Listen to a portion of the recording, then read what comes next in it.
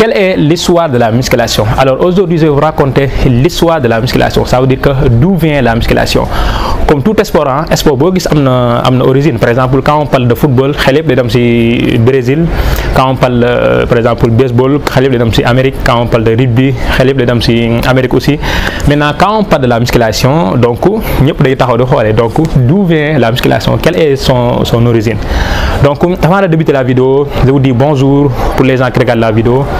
Je vous remercie vraiment pour vos abonnements et vos likes et vos encouragements. xanaa kay di wax pour ñi nga xam ne abonné gun chaîne bi, je vous demande de vous abonner parce que loolu moo ñuy encouragé, mais aussi tamit loolu moo ñuy jox courage ñu def vidéo yi kun def vidéo yi quoi. Maintenant pour ñi nga xam abonné gun, abonnez-vous s'il vous plaît et merci beaucoup pour les gens qui sont déjà abonnés. Donc on y va directement sur le but du sujet. Donc quelle est l'origine de la musculation, c'est-à-dire d'où vient la musculation? Donc pour nga xam origine de la musculation, on va aller jusqu'à l'Antiquité. Et quand on parle de l'Antiquité, ça veut dire que c'est vers 18e, non, c'est vers 8 au 7e siècle, ça veut dire que c'est très longtemps.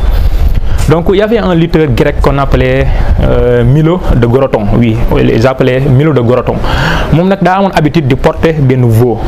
Veau, ça veut dire que mooy doomu nag, ça veut dire que seul c'est wolof, pour ceux qui connaissent.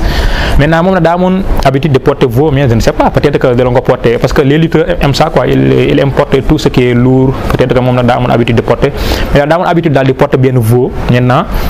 Maintenant, on a remarqué quelque chose qui est très exceptionnel. Maintenant, on a remarqué que plus que le veau prend de l'âge, c'est-à-dire que plus que le temps passe, plus que le veau prend du poids, mais aussi prend de l'âge normalement. Parce que doomu nag normalement daa war a dem ba tolloog yaayam wala papaam normalement.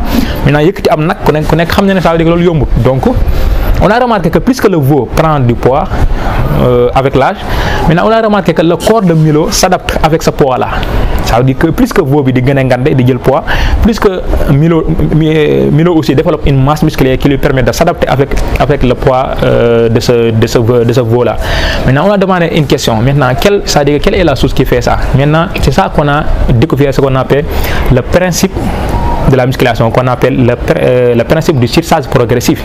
C'est-à-dire quand on parle de la musculation, précisément on parle du principe du surcharge progressif, c'est-à-dire que loolu mooy base de la musculation.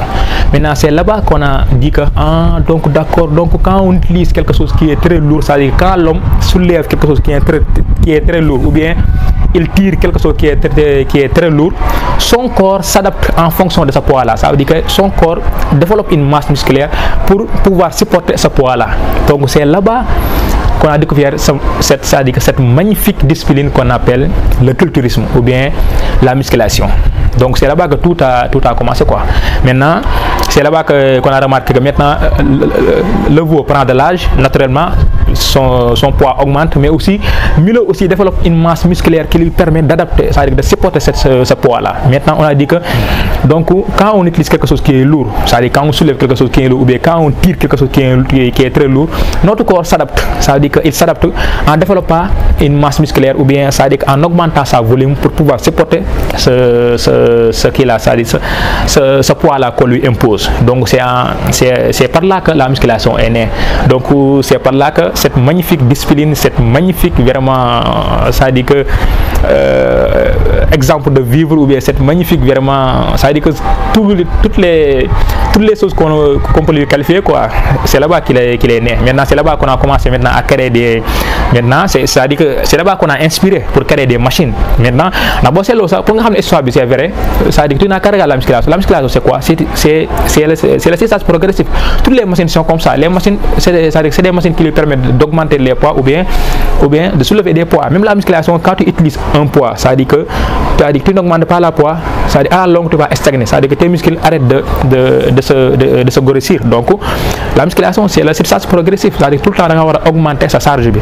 Donc c'est moo tax tey jii boo xoolee musculation, toutes les machines sont comme ça. Toutes les machines sont les machines qui nous permettent d'augmenter ou diminuer la charge quoi. Maintenant en augmentant la charge, notre corps essaie de s'adapter avec la charge. Maintenant pour adapter avec la charge, la seule chose qu'il peut faire c'est d'augmenter sa masse musculaire, c'est-à-dire d'augmenter sa volume pour supporter ce poids-là, quoi. Donc c'était ça la vidéo. La vidéo c'était que pour vous expliquer vraiment l'histoire de la musculation, l'histoire de cette magnifique discipline qu'on appelle la musculation, qui lui permet vraiment beaucoup de gens de se sentir mieux, de se vivre de vivre vraiment une vie qui les plaît, quoi.